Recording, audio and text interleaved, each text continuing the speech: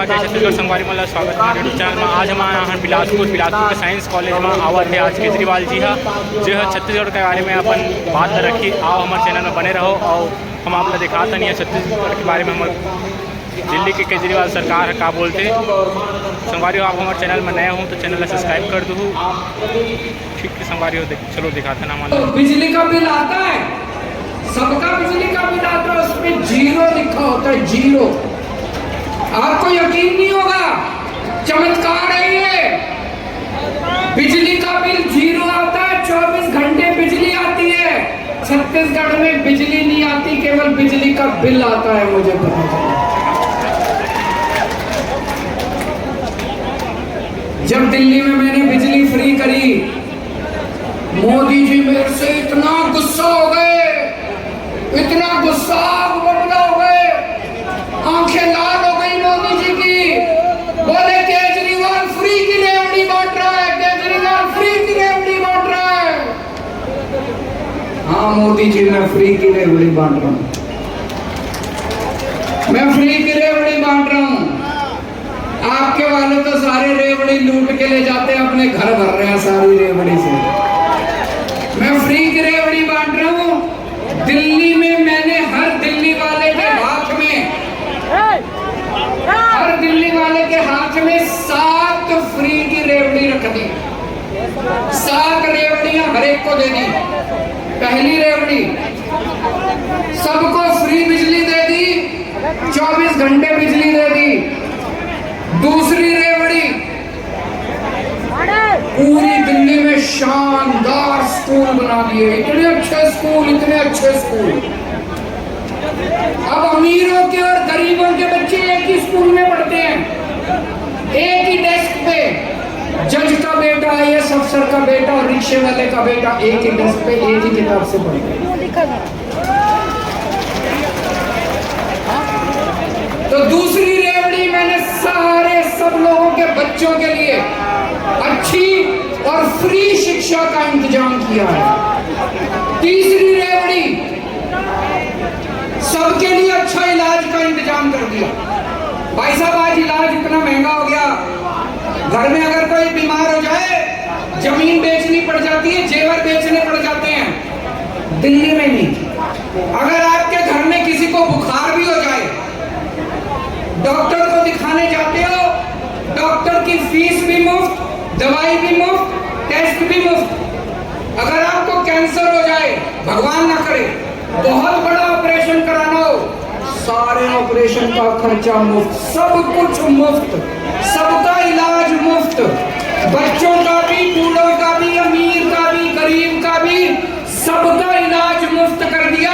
और शानदार इलाज, एयर कंडीशन अस्पताल बना दिए, क्लिनिक बना दी और पूरी दिल्ली के। ये तीसरी रेवड़ी, हर दिल्ली वाले के हाथ में ये तीसरी रेवड़ी रख दी। चौथी रेवड़ी, दिल्ली के अंदर बसों में महिलाओं का सफर फ्री कर दिया। किसी बस में चढ़ जाओ, प्राइवेट बस में चढ़ जाओ, सरकारी बस में चढ़ जाओ, कोई टिकट नहीं लगती किसी महिला की, सबको बसों का फ्री। पांचवी रेवड़ी, हर घर के अंदर जितने बुजुर्ग हैं, सब बुजुर्गों को फ्री में तीर्थ यात्रा करा के लाते हैं। अयोध्या जी लेके जाते हैं, रामेश्वरम लेके जाते हैं, पुरी लेके जाते हैं, शिरडी बाबा लेके जाते हैं।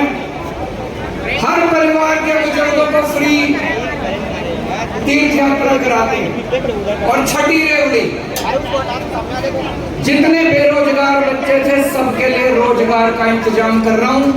12 लाख बच्चों को रोजगार दिला दिए।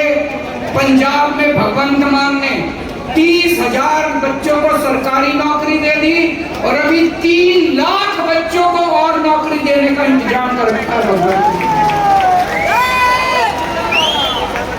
ये 6 फ्री की रेवड़ी हमने हर एक के हाथ पे रख दी। पता होनी चाहिए कि नहीं होनी चाहिए? आज मैं छत्तीसगढ़ के लोगों से पूछना चाहता हूँ, आपको पहली फ्री की रेवड़ी, फ्री बिजली चाहिए कि नहीं चाहिए? हाथ खड़े करके, पीछे वाले भी हाथ खड़े करके बताना। आपको दूसरी फ्री की रेवड़ी, फ्री शिक्षा चाहिए कि नहीं चाहिए?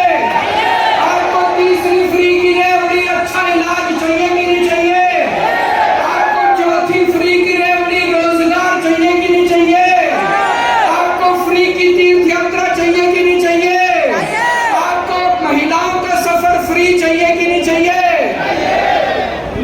अगर गरीबों के हाथ में थोड़ी सी रेवड़ी रख दी तो क्या तकलीफ है मोदी जी को? चारों तरफ इतनी महंगाई कर रखी है मोदी जी ने, इतनी महंगाई है कि नहीं है? घर का खर्चा चलना मुश्किल हो रहा है, तनख्वाह बढ़ी नहीं, आमदनी बढ़ी नहीं और खर्चे बढ़ते जा रहे हैं। सब्जी महंगी हो गई, आटा महंगा हो गया, दूध महंगा हो गया, हर चीज महंगी होती जा रही है। कभी सोचा महंगाई क्यों हो रही है? कभी सोचा महंगाई क्यों हो रही है? अपने आप नहीं हो रही। मोदी जी ने इतना टैक्स लगा दिया, इतना टैक्स लगा दिया, आजादी के बाद इतना टैक्स कभी नहीं लगा था। दूध पे टैक्स लगा दिया, छाछ पे टैक्स लगा दिया, कभी नहीं लगा था दूध पे टैक्स, छाछ पे टैक्स कभी नहीं लगा था, लस्सी पे टैक्स लगा दिया, चाय पे टैक्स लगा दिया, कॉफी पे टैक्स लगा दिया, तेल पे टैक्स लगा दिया, आटे पे टैक्स लगा दिया, चावल पे टैक्स लगा दिया, हर चीज पे टैक्स लगा दिया। और टैक्स भी कोई थोड़ा मोटा नहीं। पेट्रोल यहाँ पे छत्तीसगढ़ में क्या पेट्रोल 102 रुपए लीटर है। अब पेट्रोल का भाव 57 रुपए है और 45 रुपए उसके ऊपर टैक्स है। 1 लीटर पेट्रोल 57 रुपए का आता है, 45 रुपए टैक्स। बताओ लूटेंगे क्या? अरे यार 57 रुपए का पेट्रोल है, 4 रुपए टैक्स ले लो, 5 रुपए टैक्स ले लो, 6 रुपए टैक्स ले लो, 45 रुपए टैक्स। ऐसे ही दूध पे लगा दिया, ऐसे ही सब्जियों पे लगा दिया, ऐसे ही छाछ पे लगा दिया, लस्सी पे लगा दिया, चाय पे, हर चीज पे टैक्स, हर चीज पे टैक्स। आपको ये जान के ताज्जुब होगा, हम कहते हैं ना अंग्रेज हमारा, जब अंग्रेज थे हमारा खून चूसते थे। अरे उन अंग्रेजों ने भी कभी दूध पे टैक्स नहीं लगाया था, उन अंग्रेजों ने भी कभी लस्सी पे, खाने पीने की चीजों पे टैक्स नहीं लगाया था। पिछले 75 साल में कभी खाने पीने की चीजों पे टैक्स नहीं लगा। मोदी जी ने तो खाने पीने की चीजें भी नहीं छोड़ी दोस्तों। इतना टैक्स, इतना टैक्स, इतना, इसीलिए महंगाई हो रही है। महंगाई अपने आप नहीं हो रही है, ये दाल महंगी हो रही है, खाने पीने की, ये सारा पैसा जा कहाँ रहा है? इतना टैक्स इकट्ठा करके मोदी जी कहाँ ले जा रहे हैं? लुटा रहे हैं। लुटा रहे हैं, किसको दे रहे हैं? किसको दे रहे हैं? एक आदमी ने, इनके कई दोस्त हैं, इनके एक दोस्त ने बैंक से 34,000 करोड़ का कर्जा लिया। 34,000 करोड़ का कर्जा ले लिया, नीयत खराब हो गई, बोला मैं कर्जा नहीं लेता। मोदी जी को क्या करना चाहिए था? उसको जेल में डालना चाहिए था कि नहीं डालना चाहिए था? उसका कर्जा माफ कर दिया, 34,000 करोड़ रुपए का कर्जा माफ कर दिया। एक और आदमी का 18,000 करोड़ का कर्जा माफ कर दिया। एक और आदमी का 22,000 करोड़ रुपए का कर्जा माफ कर दिया। 11 लाख करोड़ रुपए का कर्जा माफ कर दिया मोदी जी ने। आपसे दूध के ऊपर पैसे लेते हैं, छाछ पे पैसे लेते हैं, आटे पे पैसे लेते हैं, चावल पे पैसे लेते हैं और सारा पैसा लुटा देते हैं। सारा पैसा लुटा दिया। जितना अंग्रेजों ने 250 साल में देश को नहीं लूटा, इन लोगों ने 9 साल के अंदर भारत को लूट लिया। जितना कांग्रेस ने 75 साल में नहीं लूटा, इतना इन्होंने 6-7 साल के अंदर भारत को लूट लिया। इसलिए महंगाई हो रही है। और मैं आपसे पूछना चाहता हूं, जिस आदमी ने 34,000 करोड़ रुपए का कर्जा लिया बैंक से, मोदी जी ने उसका कर्जा माफ कर दिया, फ्री में कर दिया। मैं पूछना चाह रहा हूं, फ्री में कर्जा माफ कर दिया? कुछ तो लिया होगा। बताओ आज की दुनिया में कौन फ्री में काम करता है? अरे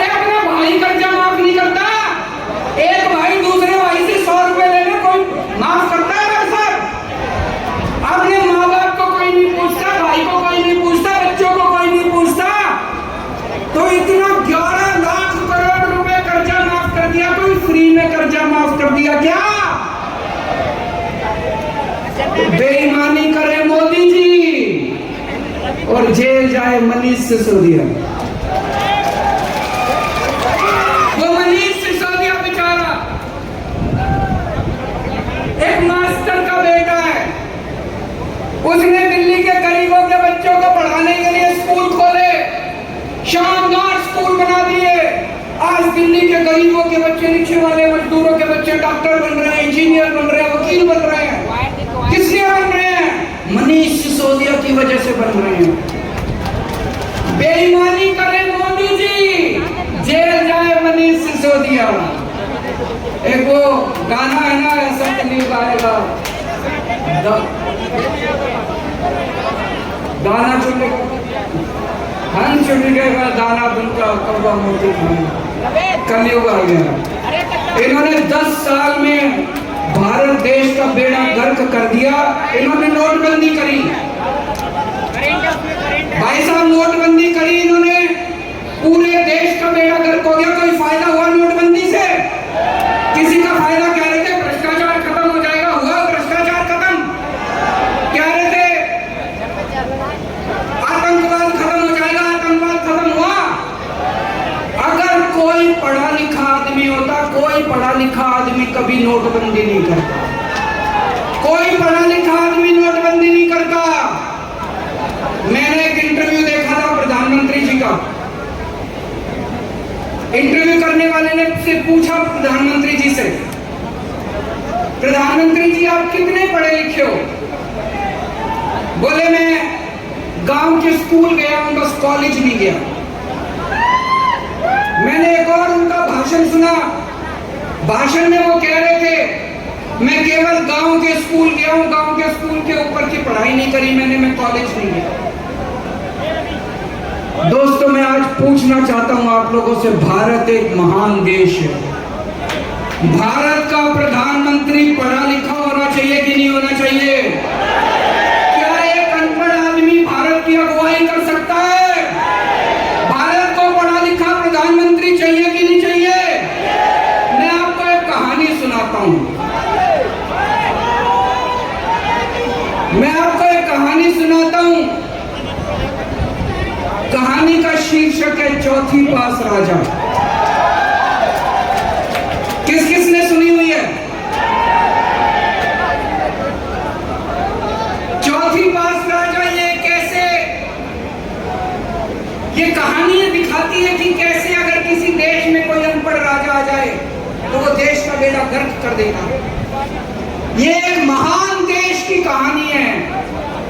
ये एक ऐसे राजा की कहानी है जो राजा भ्रष्टाचारी था, अनपढ़ था, अहंकारी था, और उसने कैसे उस महान देश का बेड़ा गर्क कर दिया। एक महान देश था, बहुत महान देश, बहुत पुराना देश।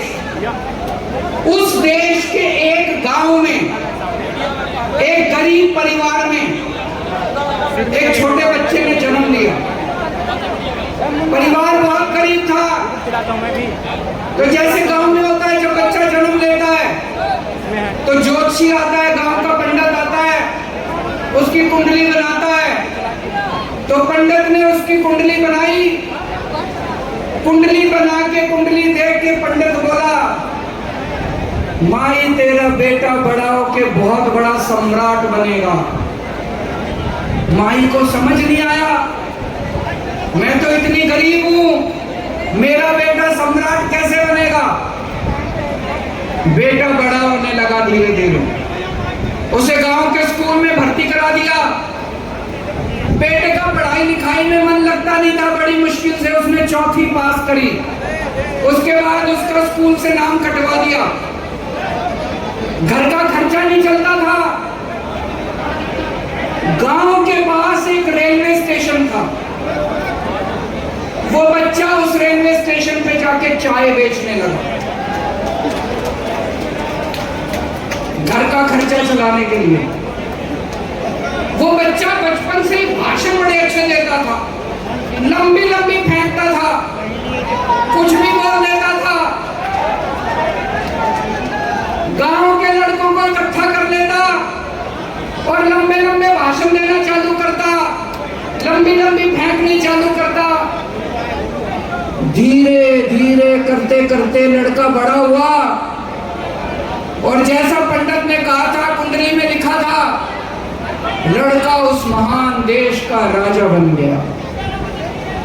अब राजा तो बन गया, आता जाता कुछ था नहीं उसको, अनपढ़ आदमी था, कुछ पता नहीं था। अफसर आते थे, अंग्रेजी में बोलते थे, किसी भी फाइल पे साइन करा के ले जाते थे। राजा को शर्म आती थी पूछने में, उसे लगता था मेरी बेइज्जती होगी। जो मर्जी फाइल पे साइन करा के ले जाते थे उससे, जो मर्जी फाइल। धीरे धीरे पूरे देश में फैल गया कि राजा अनपढ़ है। राजा को बड़ा शर्म आने लगी। एक दिन राजा ने कहीं से फर्जी डिग्री का इंतजाम कर लिया। एक एमए की फर्जी डिग्री का इंतजाम कर लिया। राजा ने बोला मैं एमए हूं। जनता ने खूब मजाक उड़ाया, जनता बोली झूठ बोल रहा, सबको पता है अनपढ़। राजा को कपड़ों का बड़ा शौक था। एक दिन में 4-4 बार कपड़े बदलता था, 4-4 बार कपड़े बदलता था। एक दिन कुछ लोग आए राजा के पास, बोले महाराज, इस पृथ्वी पे आपके जैसा इंसान पैदा नहीं हुआ, भगवान ने आपको स्पेशली बना के भेजा है। आप नोटबंदी कर दो और देखो देश से भ्रष्टाचार खत्म हो जाएगा, आतंकवाद खत्म हो जाएगा। राजा बेवकूफ था, समझ तो थी नहीं। उसने देश में नोटबंदी कर दी भाई साहब। एक दिन 8 बजे रात को टीवी पे आया और उसने नोटबंदी कर दी। पूरे देश में हाहाकार मच गया। लंबी लंबी लाइनें बैंकों के सामने, लंबी लंबी लाइनें लग गई। कई लोग मर गए, लोगों के धंधे चौपट हो गए, दुकानें बंद हो गई, इंडस्ट्री बंद हो गई। वो महान देश 20 साल पीछे चला गया भाई साहब, 20 साल पीछे चला गया। एक दिन उस देश में महामारी आई, लोग मरने लगे, ऑक्सीजन की कमी हो गई, चारों तरफ हाहाकार मचा हुआ था। एक कोई पंडित आया राजा के पास, बोला सब लोगों से थाली और चम्मच बजवाओ, महामारी खत्म हो जाएगी। राजा ने पूरे देश में चम्मच और थाली बजवा दी, कोई महामारी खत्म नहीं हुई भाई साहब। कई लोगों की मौत हो गई, कई लोगों की मौत।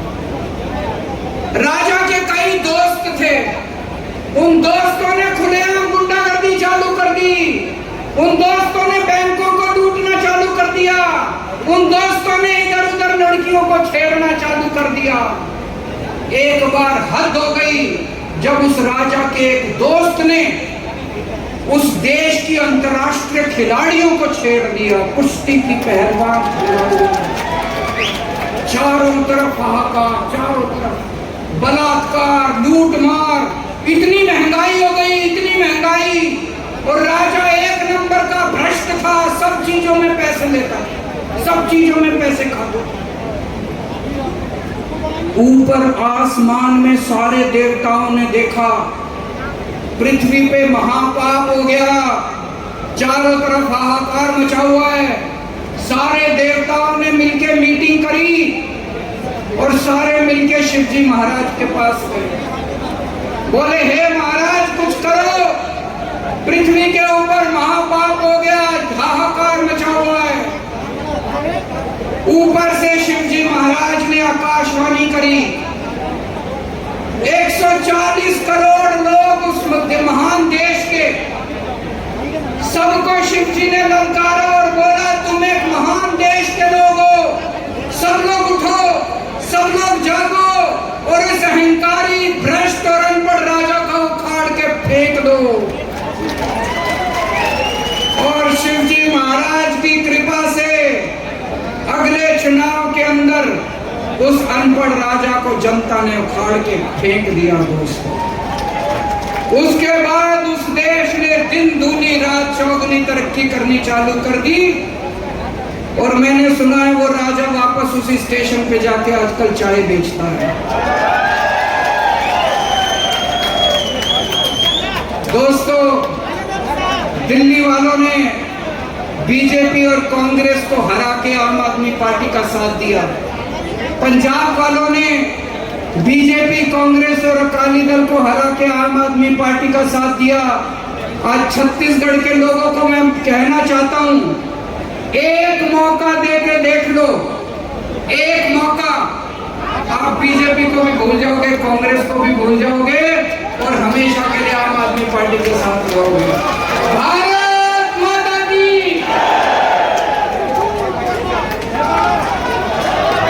सभी साथी अपने अपने जगह पे खड़े हो जाए राष्ट्रगान के लिए। जो साथी जहां